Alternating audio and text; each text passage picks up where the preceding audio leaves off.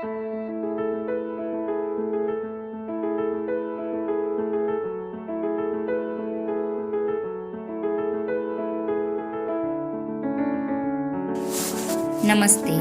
मैं रेणुका जैन आपका सिद्धार्थ फाउंडेशन की ओर से ऑनलाइन क्लासेस में स्वागत करती हूँ।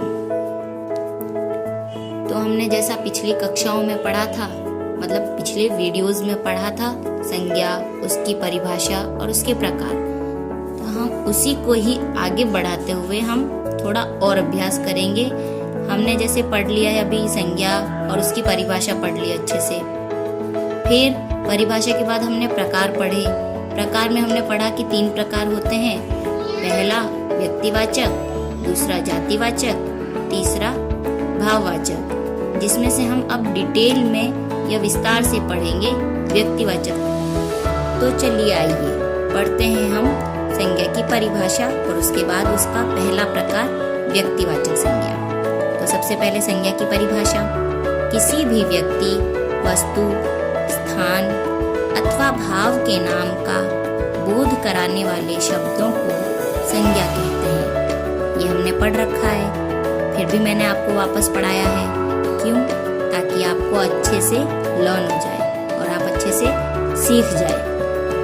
अब उसके प्रकार: संज्ञा मुख्यतः 3 प्रकार की होती हैं। पहला प्रकार व्यक्तिवाचक संज्ञा, दूसरा जातिवाचक संज्ञा और तीसरा भाववाचक संज्ञा। तो हम आज इस वीडियो में पूरा डिटेल में विस्तार से क्या पढ़ेंगे? व्यक्तिवाचक संज्ञा। व्यक्तिवाचक संज्ञा क्या होती है, इसकी परिभाषा क्या होती है, इसके उदाहरण और इसको कैसे हम पहचान सकते हैं, ये सब आज हम इस वीडियो में पढ़ेंगे, सीखेंगे और समझेंगे। व्यक्तिवाचक संज्ञा की परिभाषा: किसी विशेष व्यक्ति, वस्तु अथवा स्थान को बोध कराने वाले शब्दों को व्यक्तिवाचक संज्ञा कहते हैं। मतलब जैसे कोई भी विशेष व्यक्ति, यहाँ पर व्यक्तिवाचक संज्ञा में हमें पता चल रहा है कि किसी भी व्यक्ति का नाम, विशेषतः हमें स्पेशल व्यक्ति का नाम होना चाहिए, कोई स्पेशल वस्तु का नाम होना चाहिए या कोई भी जगह का नाम होना चाहिए स्पेशली, विशेषतः। यहाँ पर अगर कोई भी वस्तु है या स्थान है या व्यक्ति है तो उसका पर्टिकुलर हमें नाम पता होना चाहिए। नाम होगा तो वो परफेक्टली व्यक्तिवाचक संज्ञा के अंतर्गत आ जाएगा, वरना वो कौन सी संज्ञा कहलाएगी वो हम बाद में पढ़ेंगे, लेकिन हम कंसंट्रेट कर रहे हैं अभी व्यक्तिवाचक संज्ञा पर। तो व्यक्तिवाचक संज्ञा में यही है कि किसी का भी नाम होना चाहिए कि ये स्थान है तो स्थान का नाम बेंगलोर, कि ये वस्तु है तो वस्तु का नाम कलम या गुब्बारा या खिलौने में खिलौना आना चाहिए, नाम आना चाहिए उसका। जैसे कार है, स्पोर्ट्स कार है ये। तो फिर व्यक्ति का नाम हो गया, जैसे नरेंद्र मोदी या अमिताभ बच्चन या फिर रावण, राम, विष्णु जी, ऐसे। तो पर्टिकुलर हर एक चीज का नाम होना चाहिए, व्यक्ति का, स्थान का, तभी वो आएगा व्यक्तिवाचक संज्ञा के अंतर्गत। आइए अब हम एग्जाम्पल पढ़ लेते हैं। जैसे व्यक्तियों के नाम के अंदर क्या आएगा? देखो, महात्मा गांधी, भगत सिंह, पवन, विकास, ये व्यक्तियों के नाम। फिर वस्तु: कुरान, बाइबल, रामायण, कलम, साड़ी, ये सारी वस्तुएं। इसमें बुक्स के नाम हैं या पेंसिल्स के नाम हैं या कोई भी कपड़ों में साड़ी का नाम है। तो ऐसे हम खिलौनों के नाम भी ले सकते हैं और भी कोई भी वस्तु के नाम ले सकते हैं। मैंने यहाँ एग्जाम्पल बताया है आपको। आगे चलते हैं स्थान के नाम पर: बेंगलोर, मुंबई, जापान, कोलकाता, सिरोही आदि, ये सब जगहों के नाम। यहाँ पर मैंने सिटीज के नाम लिए हैं, मतलब शहरों के नाम। तो आप कोई भी स्थान के नाम ले सकते हैं, जैसे सोने का कमरा, मतलब खाने की, जहाँ खाना बनता है वहाँ रसोई, तो वो हमारे घर में। तो ये थे सारे स्थानों के नाम। तो ऐसे ही विशेष व्यक्ति के नाम हो गए, विशेष वस्तुओं के नाम हो गए, विशेष स्थानों के नाम हो गए। तो ये सारी जो जगह हैं, वस्तुएं हैं या व्यक्तियों के नाम हैं, ये सब आएगा व्यक्तिवाचक संज्ञा में।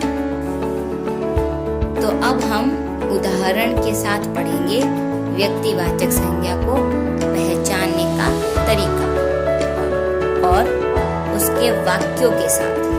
वाक्य भी पढ़ेंगे और समझेंगे। चलिए, पहला वाक्य।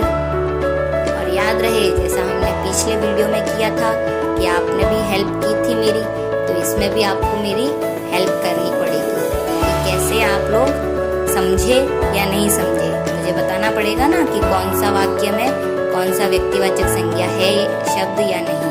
ठीक है ना, मेरी हेल्प करोगे?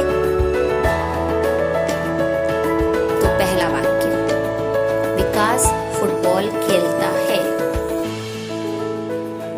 तो इस वाक्य में कौन सा शब्द है व्यक्तिवाचक संज्ञा? ऑफ कोर्स विकास, क्योंकि ये एक व्यक्ति का या बच्चे का नाम है। दूसरा वाक्य, सुरेश बाहर जा रहा है। इसमें कौन सा है शब्द बताइए? यस, सुरेश, क्योंकि एक व्यक्ति का नाम है। नेक्स्ट एग्जाम्पल, हिंदी हमारी राष्ट्रीय भाषा है। राष्ट्रीय का मतलब देश की भाषा जिसका हम प्रयोग करते हैं। तो बताइए इसमें कौन सा शब्द है? ये थोड़ा डिफिकल्ट होगा। हिंदी। हिंदी एक भाषा का नाम है और भाषा हम बोलते हैं, लेकिन खूब सारी भाषाएं होती है। यहाँ पर हिंदी का भाषा का नाम जो है हिंदी दिया गया है, इसीलिए यहाँ पर हिंदी आएगा व्यक्तिवाचक संज्ञा के अंतर्गत। तीसरा एग्जाम्पल, पंडित जवाहरलाल नेहरू पहले प्रधानमंत्री हैं। यहाँ पर बताइए, ये तो इजी है। यस, पंडित जवाहरलाल नेहरू। प्रधानमंत्री का मतलब होता है पीएम, प्राइम मिनिस्टर। ठीक है। नेक्स्ट एग्जाम्पल, कोलकाता एक महानगर है। ये भी इजी है, बताइए। यस, जगह का नाम आ गया कोलकाता, जो मैंने अभी थोड़ी देर पहले एग्जाम्पल में बताया था। नेक्स्ट एग्जाम्पल, गंगा एक पवित्र नदी है। यहाँ पे बताइए। यस, गंगा क्या है? एक नदी है, नदी का नाम है गंगा। नेपाल हमारा पड़ोसी देश है। तो इस सेंटेंस में या इस वाक्य में कौन सा है शब्द व्यक्तिवाचक संज्ञा का? जल्दी बताइए, बहुत इजी है। यस, नेपाल। नेपाल एक देश का नाम है और पड़ोसी देश है हमारा, मतलब नेबर कंट्री है हमारी, इसलिए। अगला वाक्य, ताजमहल ऐतिहासिक इमारत है। इसमें एक जगह का नाम है, बताइए। इसमें आ जाएगा ताजमहल।